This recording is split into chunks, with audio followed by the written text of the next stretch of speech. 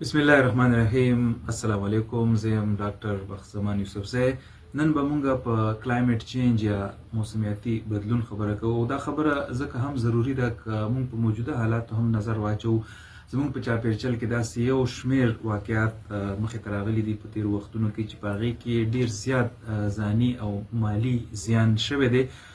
اوس مونږ ډېر واقعیات وکتل او کله چې مونږ د کلایمټ چینج یا د موسمیاتي بدلون خبره کوو نو دا وخت په ټوله دنیا کې په دې باندې خبرې کیږي، په دې باندې تحقیقات کیږي، ریسرچ پې کیږي، سکالرشپس پې ورکول کیږي او په نصاب کې دغه ټاپک یا دغه موضوعات چې کوم دي دا شامل شوي دي. خو د بده مرغه که موږ د پاکستان خبره وکړو، بیا د خیبر پښتونخوا خبره وکړو، نو په دغه حواله آګاهي او خبرتیا د نشت برابره ده. که موږ د نړۍ په اعداد و شمار باندې یا په فیکټس اینڈ فیګرز باندې نظر واچو نو د پاکستان چې په دې کې کوم کنټریبیوشن دی په کاربن امیشن کې یا نور چې کوم گرین هاوس ګیسز دي هغه د 1% نه هم ډیر زیات کم دی. د هغې ډیر وجوهات دي خو غټه وجه یې دا ده چې موږ سره چونکې هغسې انډسټریز نشته، موږ سره هغسې کارخانې نشته دی، موږ سره هغه ټیکنالوجیکل ډیولپمنټ نشته ده. نو موږ د هغې په نتیجه کې زموږ د خوشقسمتي ګڼلی کېږي چې موږ دې کې کنټریبیوشن خو د 1% نه ډیر کم دی. خو هغه ملکونه چې دا وخت په ټولو نه زیات په دنیا کې د کلایمټ چینج ښکار کیږي، متاثره کیږي او هلته کې ډېر زیات زیان کیږي، هغې کې پاکستان دا وخت په 5م نمبر باندې دی.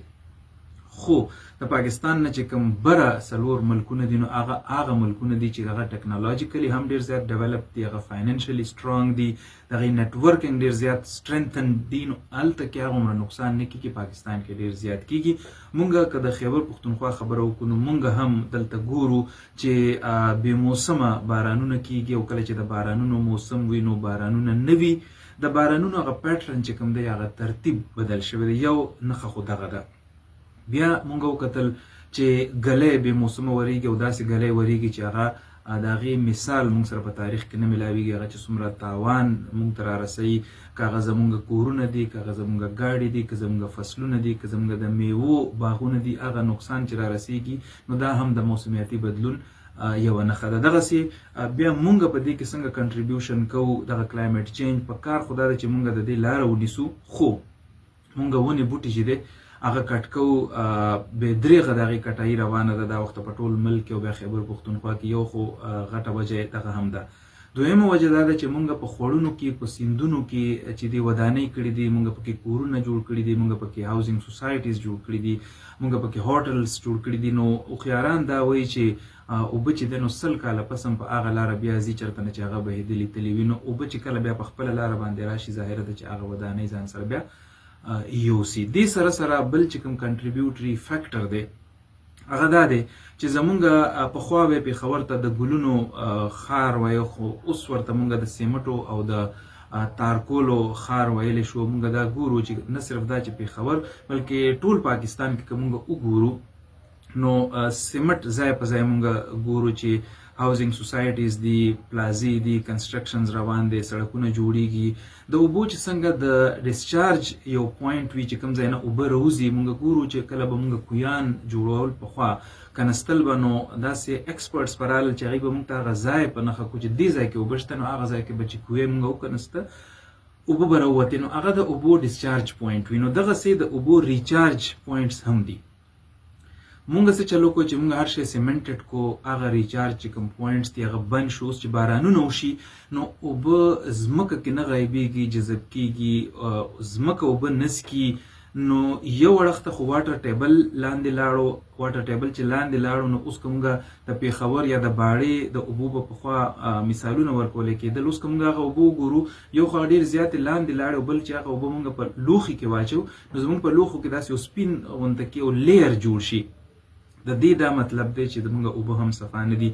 بل اړخ ته دې سره دا نقصان شو چونکې ځمکه اوبه نسکي نو هغه اوبه بیا بهیږي او هغه د سیلابونو شکل اختیار کړي. دې سره سره زموږ چې کوم نور لایف سټایل دی که موږ وګورو ایر کنډیشنرز زموږ استعمال ډېر زیات شوی دی نو دغه هیټ یا دغه تاو چې پیدا کېږي ظاهره ده چې دا ګلوبل وارمنګ ته کنټریبیوټ کوي. ګاډي ډېر زیات شو، ژوند موږ ځان له ډېر اسان کړی دی. پیادل سفر یا په سایکل سفر یا پبلک ترانسپورټ موږ نه یوز کوو.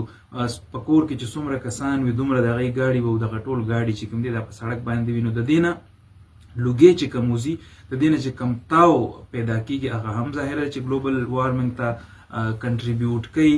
د هغې په نتیجه کې موږ ګورو چې موسمیاتي بدلون راځي او د موسمیاتي بدلون دغه نښې دي. اوس د دې د ټولو نه غټه خبره خو دا ده چې موږ د ونې بوټي چې دی دغه نال کول شروع کړو او د سره سره د موږ چې کوم ولاړ بوټي دي د هغې خصمانه د موږ شروع کړو. خو دې سره تړلې خبره دغه هم ده چې زموږ هغه د سیل ځایونه چې موږ به ورته پخوا تلو او ډېر خوندونه به هم ترې اخیستل، یو خو هغه ډېر زیات کم شو، کم هم په دې وجه باندې شو چې هغه څه خو اوبو یوړل او څه چې د امن امان صورتحال او نور د انفراسټرکچر یا د سړکونو په حالت په وجه باندې موږ هلته نه ځو. خو موږ ګورو یو خو چې موږ هلته لاړ شو خپل چې ځان سره موږ د خوراک څښاک کم څیزونه وړي، کم ریپرز موږ وړي، شاپرې موږ وړي، هغه موږ هلته وغورځوو. هغه هم ظاهره ده چې د اوبو د بهیر لارې بندوي، د هغې په وجه بیا سیلابونه راځي. خو دې سره سره ډېره اهمه خبره دغه هم ده زموږ چې کوم پروینشل ډیزاسټر مینجمنټ اتھارټي ده یا زموږ نیشنل چې کوم ډیزاسټر مینجمنټ اتھارټي ده یا دې سره سره چې کوم صوبایي حکومت او نور متعلقه چې کوم ادارې دي، واکمن دي، واکداران دي، هغوی له دا پکار دي چې کوم ځای کې هغوی نور احتیاطي ګامونه خلکو ته ښیي، هغسې خبرداری ورته ورکوي. هغوی دې په دغه پوینټس باندې د موسمیاتي بدلون یا د کلایمټ چینج په حواله باندې هم داسې میسیجز، داسې پیغامات چې کوم دي هغه ولیکي، هغه دې هلته ولګوي. نو د دې به دوه فایدې وشي. یو خو به خلک د نقصان نه بچ شي، یعنی موږ ګورو چې خلک جوور اوبو ته لاړ شي، ناڅاپه پرې د سیلاب چپه پرې راشي یا پرې سیند تیز شي، نو هغه نقصان هم وشي، دغسې کښتۍ هم پکې ډوبې شي، هغه ملګري چې د میانو کاروبار یا تجارت کوي هغه پکې ډوب شي، نور نقصان پکې وشي. یو خو به دغه نه هغوی بچ شي، بل دې سره سره به دغه هم وشي چې هغوی به دغه میسج چې کوم دی تھرو ورډ اف ماوث چې کوم دی دا به خلکو ته بیا رسوي.